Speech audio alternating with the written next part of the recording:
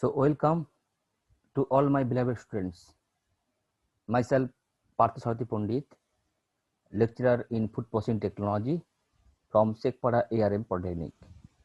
Today we will discuss about the basic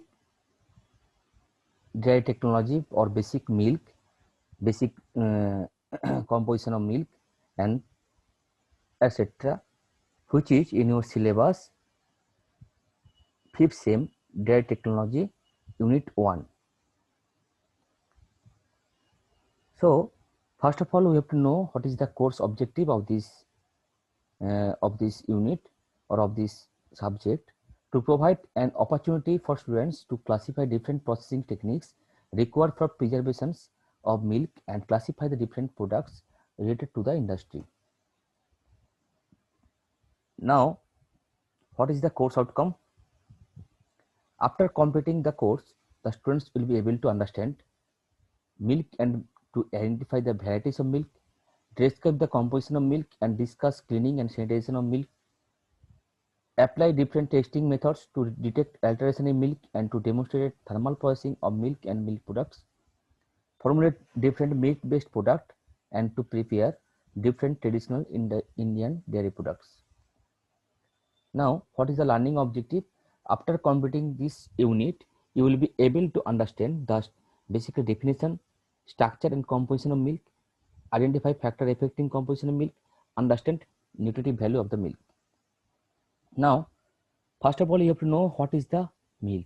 What is milk? Milk is an white, sometimes yellowish, nutrient-rich liquid construct from the mammary gland of mammals. All you know. It is the primary source of nutrition for infant mammals. Before they are able to take up other types of foods, milk contains colostrum, which carries the mother's antibodies to its young and can reduce the risk of many diseases. It contains many other nutrients including protein and lactose. Now, as per PFA definition, PFA means prevention of food alterations. As per PFA milk, there are several definitions of milk. As per PFA, milk has been defined as the lactal secretion obtained by the complete milking one or more healthy milch animals, which is free from colostrums.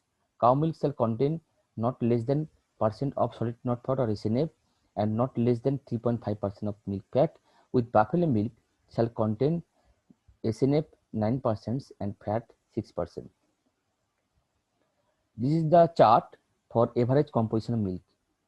All you will know that milk basically composed of different nutrient or different constituent like water, solid not fat or SNF, lactose, fat, protein, minerals, organic acids and miscellaneous.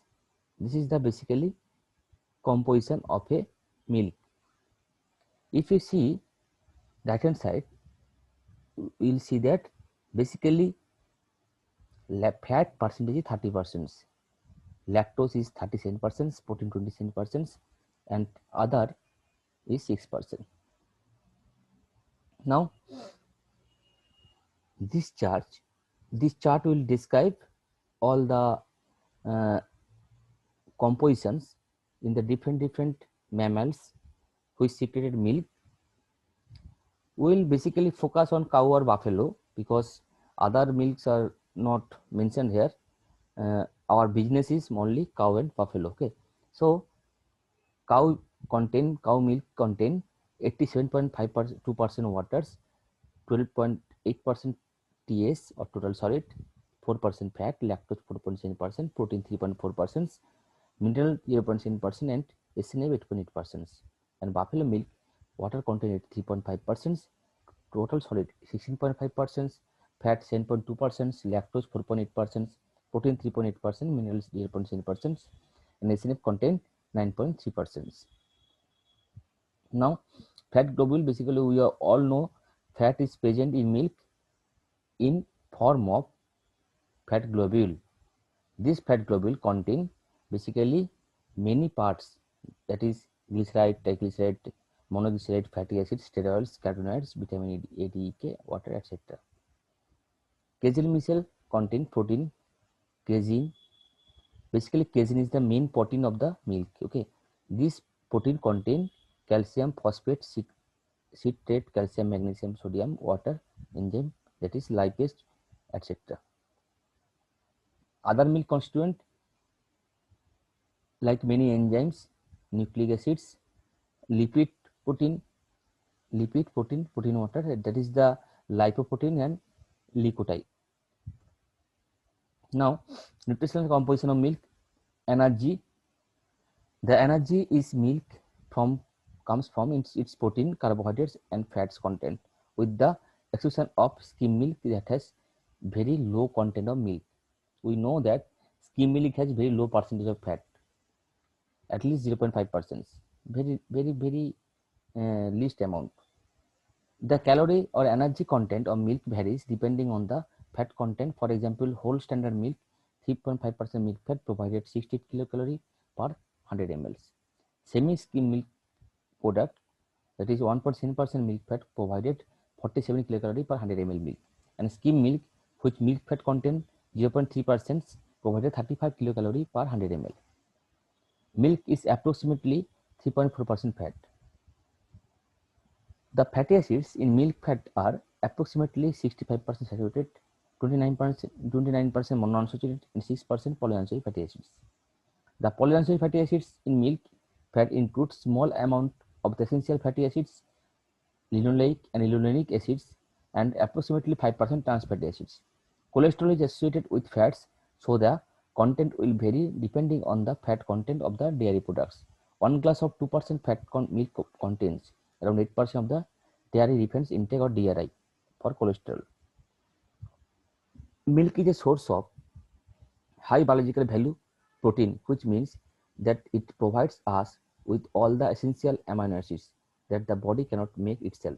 Milk contains approximately 3.5% protein by weight, which can be divided into two main groups, casein and whey proteins. Approximately 80% of the protein in milk is casein based and 20% is whey based. So basically milk protein is casein protein. Whey protein comprises the rest of the milk protein and is composed predominantly of beta-lactoalbumin and alpha-lactoalbumin. Whey protein have been proposed to have some benefits to athletes for muscles recovery and for preventing mental fatigue. Whole milk contains some vitamin A, however, level of skimmed and skim milk are much lower. Whole milk contains approximately 60 microgram of vitamin A per glass, which provided about 9% of an adult's daily vitamin A requirement. Vitamin D plays an important role in the absorption of calcium and phosphates and is essential for healthy bones and teeth. There is very little vitamin D in milk, and in fact, only trace amount, so processed milk is fortified with the vitamin D. Basically, it is the very important because vitamin D and vitamin A is very less amount present in milk. That's why we have to add it in milk by externally, that is fortified. That's why sometimes milk called fortified milk. That means we added vitamin A, D by externally or fortified. Vitamin E is naturally found in low levels within milk. A 200 ml serving of semi-skim milk typically provide 0.04 mg of vitamin E. Now, present milk industry scenario of India. If we look at the 1950 to 2004 to 5, we have seen that per capita also increases. Okay, in 1950, per capita availability gram per day was 124. Now 232. That means gradually per capita is increases in our India. Now, factor affecting composition of milk. There are several factors which affecting the composition of milk. First of all, species. The milk from various species of mammals have different composition due to the species effect. Breed. Composition of milk is also determined by breed. Foreign as well as native breed differ somewhat in their composition. Within the different breeds, fat is the major constituent which is affected most. Individuality of animals. Under the identical conditions of management and feeding within the same breed, individual variations of the composition of milk always exist. This may be affected milk components like fat or protein, which may be high or low. These variations have been attributed to the individual or to the animals. Frequency of milking: cow has milking 2, thrice or 4 times in a day, so there is no effect of fats. Irregularity of milking frequently changes time and interval, resulting lower taste. Disease and abnormal conditions. This is the very vital factors when these tend to alter the composition of milk, especially when they result in a fall in yields or products.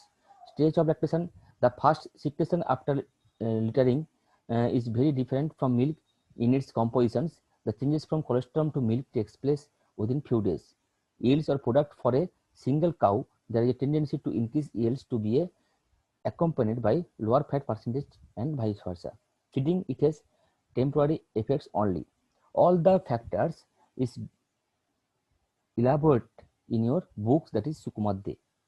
Please follow these books. So thank you. Now I will discuss the next part in my next slide. Okay, thank you.